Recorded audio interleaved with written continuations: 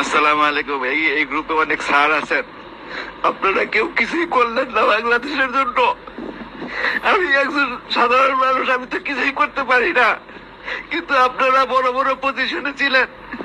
আমার স্যার, আপনারা একটা ইউজিসির মেম্বার, আমাদের সন্তানদেরকে মেরে ফেললে তো আপনারা কিচ্ছু বললেন না।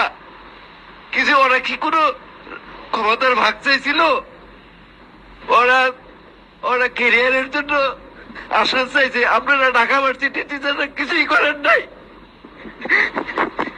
আপনারা কিছুই করেন নাই। যে পত্রিকায় যে নিউজ আসতেছে এতগুলো লোক মারা গেল, আপনার সন্তান মারা গেলে কি বসে থাকতেন? আপনার সন্তান মারা গেলে কি বসে থাকতেন?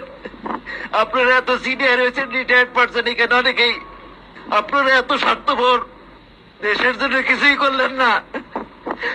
আমি আর কি করবো? আমাকে ক্ষমা করে দিয়ে যদি আপনারা কষ্ট পান। কোটা আন্দোলন 2018 সালে শেষ, কার উদ্দেশ্যে সেটা আমার ইচ্ছাকৃত ভাবে তোলা হলো। আমরা কি আমরা তো সরকারের বিরুদ্ধে কখনো কিছু চাই নাই। কোটা আন্দোলন তোলা হলো কেন? ছাত্রদেরকে হত্যা করার একটা পরিকল্পনা এটা।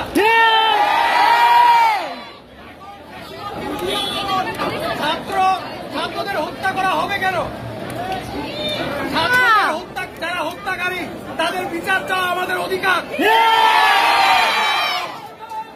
প্রত্যেকটা খুনির বিচার চাই।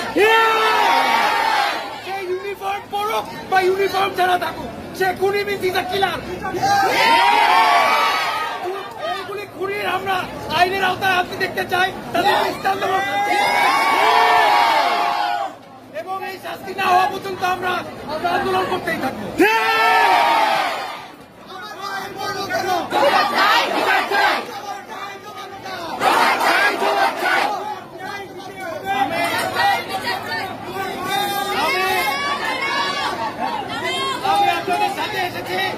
আমি আপনাদের পাশে এসেছি, অনেক জীবন ঝুঁকি নিয়ে এসেছি, কারণ আমি ওই শিক্ষক না কেউ অনলাইনে কথা বলবে, খালি একটু স্ট্যাটাস দিবে, তারপর গুলি খালি আপনাদের সামনেই গুলি খাবো, আপনাদের সামনেই গুলি খাবো। আমার ভাই মরলো কেন? আমার ভাই মরলো কেন?